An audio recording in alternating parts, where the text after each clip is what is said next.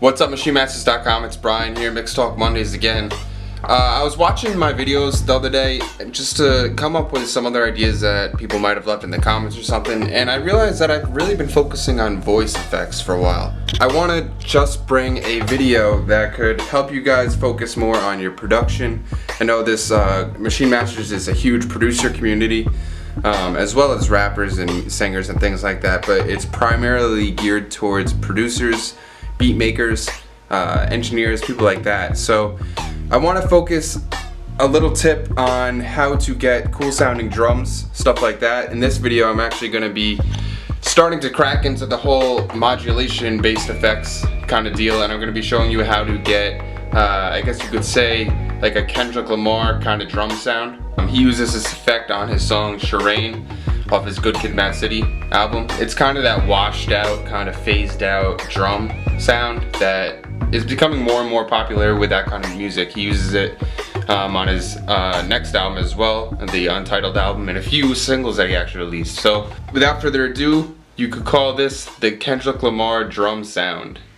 Okay, so we're on the screen now.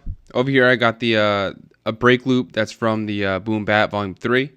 So the first thing that you're going to want to do to get this kind of unique phasing kind of sound is you're going to bring up a flanger. Now this is the flanger that comes stock with Pro Tools. Basically what flanging is it's a type of phasing. It's purposeful phasing. Normally you want to try to eliminate phasing in your mixes if you're trying to get a clean sound. But sometimes when you're modulating things, you're trying to make them sound a little funky, little avant-garde kind of feel. You want to try to introduce these flanging techniques or these phasing techniques intentionally, and that'll give you these cool filtered out kind of sounds, kind of splashy kind of mixes. So right here we have the stock Pro Tools flanger. Like I said, it's from the Air collection. I already have the settings set because I was just fooling around with it before I actually hit record on this video, but I am going to go through all these settings with you right now. So I'm going to bypass it at first for the first loop around of these 4 bars, and then the second loop around I will unbypass it and you'll be able to hear what it sounds like. Like I said earlier in the video, it's going to be that kind of Kendrick Lamar drum kind of sound that's in his song Sherane. It's that flangered out drum sound, so take a listen.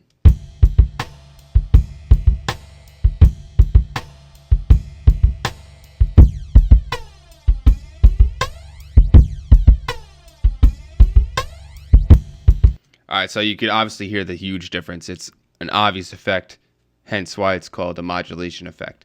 So what we got here, basically it creates a phasing issue, which is basically it's creating an exact copy of this here drum loop right here and shifting it ever so slightly to the left or the right depending on where your feedback meter is set, and that will be the determinant factor of how much flanger or how much of that effect you're going to have.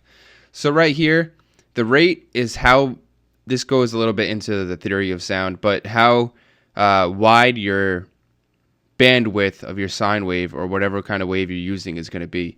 I usually set this to sync, especially in these situations, so it's locked into the drum groove.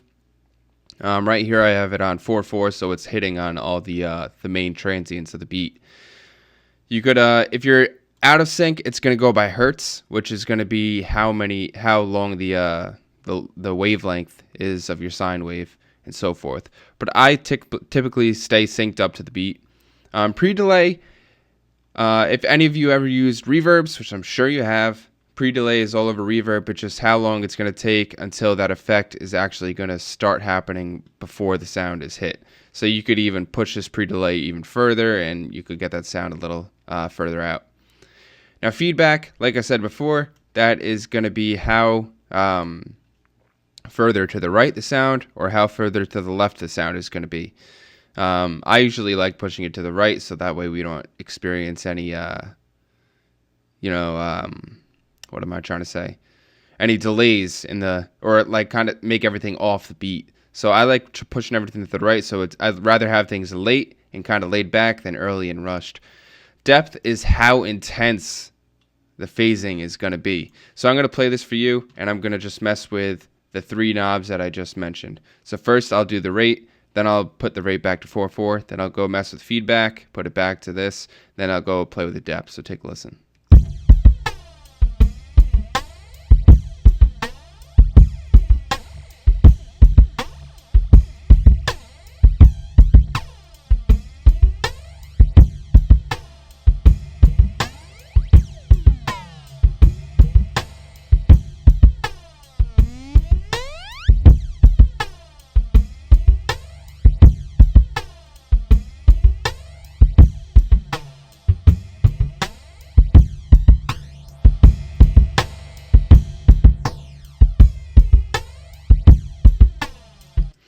So as you were able to see, actually, when I was turning this depth knob down, when I was all the way at 0 milliseconds, it's basically as if there's nothing happening. It's the dry drum loop, even though that this mix is at 45%.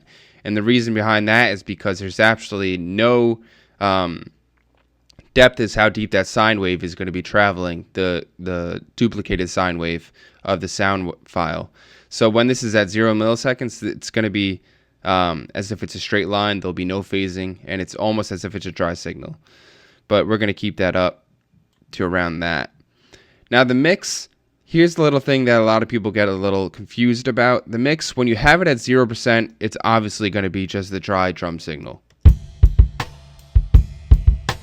When you have it at 100%, it's also going to be the dry signal, because when you're introducing flanger or phasing, the whole purpose of it is to combine the two, the dry and the wet. Otherwise, you're going to have two dry signals. Because like I said, this whole flangers and phasers, what it does is it takes an exact duplicate and shifts it to the right a little bit. So when you have this mix knob set to all the way 100%, all you're really doing is taking this sound wave and shifting it a little bit to the right.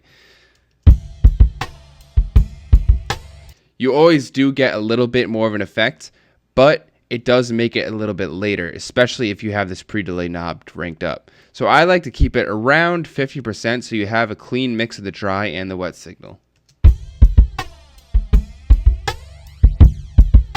Especially since you're also trying to create a really deep kind of sound with this, rather than just a subtle effect like an EQ or something like that. Sweet, so there you have it. Alright, so you know how to do the Kendrick Lamar drum sound. You know how to get that washed out, phased out effects. Now, I understand that this is the intro of these modulation effects, so things are pretty simple. There's not much technique, you could say, to it, compared to something like EQ or compression or something like that. But I just want to leave you guys with a quick little tip that you could do as well as using this on your drums. More specifically, you could use phasing for your cymbals. I like to think of cymbals as glue for your track, for your drum tracks. It glues everything together, it creates nice smooth transitions, and really combines everything together. A lot of times cymbals will be really sharp and too much attack. When you add phasing, it actually pushes it to the back a little bit, and it'll kind of give you that washy cymbal kind of sound that's really desirable a lot of times. So there's a little tip that you could use besides just using it on an entire master or an entire mix bus for your drums. You could just throw it right onto the cymbal track, kind of wash them out a little bit, and kind of just make it more of a blending kind of effect.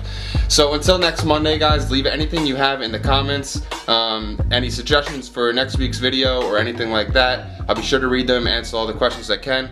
Like, comment, subscribe. I'll talk to you guys soon.